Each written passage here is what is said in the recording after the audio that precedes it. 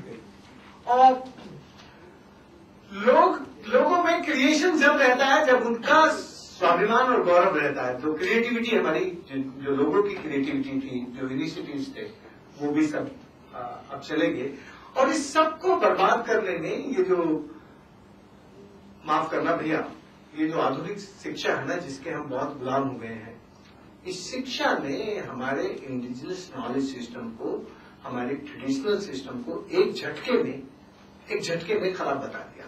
भाई मैं मानता हूं कि कुछ खराबियां थी, हम मानते हैं बिल्कुल, मैं ये नहीं कह रहा कि बिल्कुल सब कुछ ठीक था, लेकिन सारा कुछ खराब नहीं था। एक आधी चीज खराब होगी, 10-5 चीजें अच्छी भी थी। तो जब हमारी जो इंस्टीट्यूशंस थी, जो हमारा ट्रेडिशनल नॉलेज सिस्टम था, उस सबको निग्लेक्ट कर दिया, तो उसमें से ये चीजें खराब हुई हैं। और इसीलिए हम अब पानीदार समाज बेपानी हो गया है।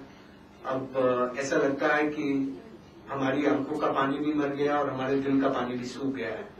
अब आंखों का पानी और दिल का पानी, वो तो धर्म के लोग बहुत गहराई से जानते थे, और धार्मिक लोग उन्हीं को कहते थे जिनकी आंखों में भी पानी रहता था और दिल में भी पानी रहता था।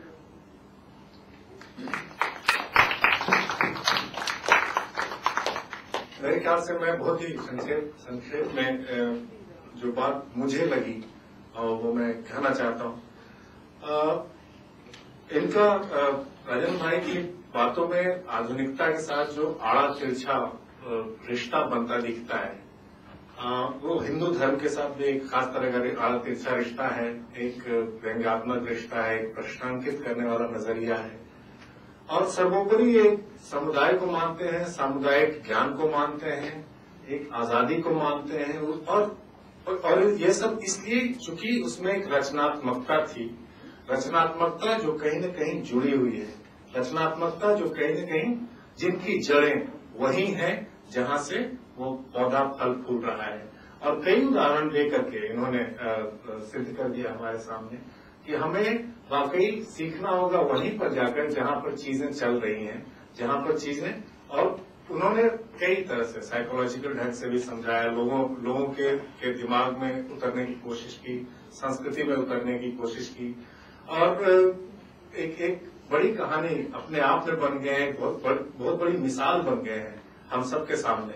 इसलिए मैं जानना ये चाहूंगा आपसे, और ये पहला सवाल है कि आपको कब पहचाना जाने लगा इस काम के लिए, है? और एक पूरी यात्रा आप जब कह रहे हैं कि कई तरह की उंगलियां हैं, तो वो सब साथ कैसे आ गई आपके अपने अनुभव में, वो आप सबके साथ बांटिए। और बाकी दुनिया ने कैसे पहचानना शुरू किया, क्योंकि बाकी दुनिया में भी पर्यावरण पे बहुत कुछ होने लगा था, एक तरह की चेतना होने लगी थी अखबारों में, तब वहां पर एक आपको लोग पहचानने लगे कि नहीं, इस बंदे में भी एक दम है, ये बंदा भी कुछ अलग कर रहा है। तो वो एक यात्रा मुख्तसर में हमें बता देंगे तो मजा आएगा। वैसे एक सेकंड के लिए आप ये तो बताएंगे ही, मैं भूल न जाऊं, यही कहानी राजेंद्र ने एक बार टेप रिकॉर्ड की थी मैंने राजेंद्र भाई के साथ, और वो मानुषी में छपी थी। वो मानुषी की वेबसाइट www.manushi.in में है, जिसमें ये सारी यात्रा का बयान किया गया है। और 10,000 तालाब राजेंद्र भाई आपने रिवाइव किए, और 7 मरी हुई नदियां, through these community based efforts. तो I email it to you, all of you, जो राजेंद्र के साथ हमने कई साल पहले इंटरव्यू की थी। अब आप। असलियत में अध्यक्ष जी ने मुझे जरा ज्यादा लंबी बात पूछ ली, और इसमें मुझे टाइम का जरा लिहाज था, इसलिए मैंने छोटी छोटी में अपनी बातें कह दी थी। पर अध्यक्ष जी के आदेश को मुझे मानना ही पड़ेगा, इसलिए मैं अध्यक्ष जी का आदेश मानते हुए संक्षिप्त में कुछ निवेदन करना चाहता हूँ। असलियत में मैं तो पानी वाला आदमी नहीं था, मैं तो संपूर्ण क्रांति आंदोलन संघर्ष वाहिनी में बना पला बड़ा, और भूदान आंदोलन के साथ थोड़ा बहुत काम किया, और फिर भारत सरकार में चला गया। मेरा फर्स्ट पोस्टिंग जयपुर में हो गया तो वहां भी चला गया, और फिर सरकार में भी कुछ मुझे ज्यादा ठीक करने को नहीं लगा तो मैं भारत सरकार छोड़ के फिर गांव में चला गया। ये भी गोपालपुरा गांव है। गोपालपुरा गांव उन दिनों में 1980 में ये डार्क जोन डिक्लेयर हो गया था। मैं बताना ये चाहता हूं कि ये गांव डार्क जोन कैसे डिक्लेयर, ये पूरा इलाका डार्क जोन कैसे हुआ। आप जानते हैं आजादी के बाद जब बड़ी लिस्ट बनती है उपलब्धियों की, तो एक ग्रीन रिवोल्यूशन नाम का एक भूत है जो कहता है कि देखो हमने सबसे बड़ा भूत मात लिया, हमने सबको अनाज, इतना अनाज पैदा कर दिया कि हम सबको अनाज खिला सकते हैं।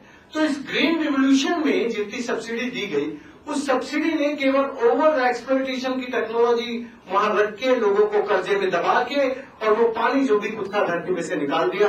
कुल 5-6 सालों में सारा पानी निकल गया और 5-6 सालों में पानी निकलने के बाद ये इलाका डार्क जोन डिक्लेयर हो गया।